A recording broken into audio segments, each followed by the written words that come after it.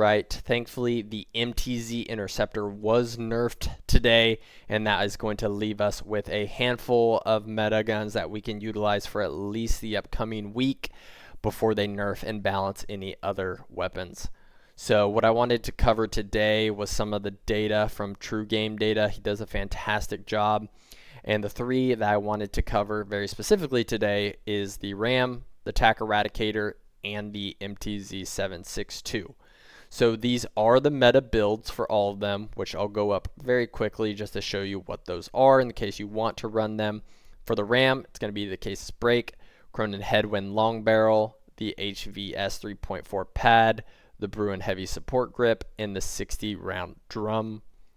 For the Taq Eradicator, there may be a few nuances, but you will want to run the muzzle Spitfire, the Conquer 70 long barrel, the Taq Vert core stock, the Bruin Heavy Support Grip, and those high grain rounds.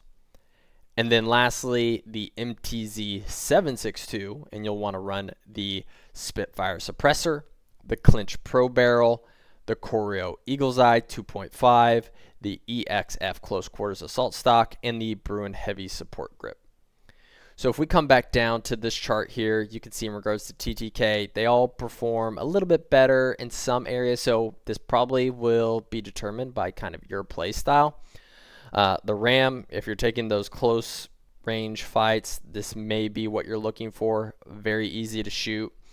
But in regards to everything else, I think the Taq Eradicator is going to overtake the meta, at least for the week, just for the ease of use. We'll go into some more summary stats to show you where else it outperforms these other two. But easy to use, 75 round magazine comes stock on it, as well as just overall TTK outperforms both of these in many different areas. So diving specifically into these, ADS movement, they're all going to be relatively the same.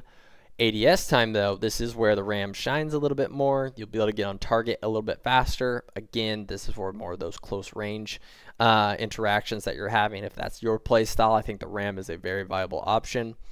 Bullet velocity, that's where there's a big discrepancy. The Taq Eradicator sitting at 1350. So this is if you're playing quads, trios, you're going to be able to get those long range kills, where I think the RAM is more of a solos, duos gun, but I will definitely run it within quads, trios. Fire rate, again, RAM topping the scale at 750. The Taq Eradicator, though, very close, 700, and then the MTZ762 down at 541.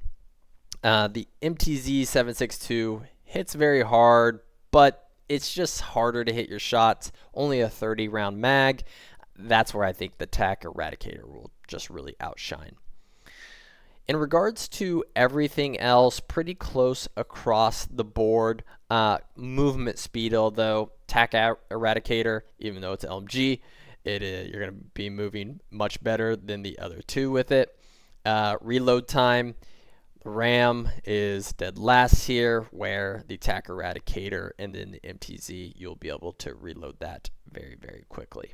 So I do think, again, these are going to rise to the top. All very viable options throughout the meta. Definitely think these are S tier. So these would be the guns I would be running in the at least upcoming week. And then, again, I would say go in, start to play around with these. Everything that you see that we covered today, if you go again back to the front of the video, you can see the meta builds. I would really suggest going in and just testing out what you prefer to shoot. I kind of think people will lean towards the Taq Eradicator just because of how good it is, as well as how easy it is to shoot. Barely any recoil on any of these guns except for the MTZ, though. So any are going to be very viable. So give them a shot. Let me know what you think, and I appreciate the time.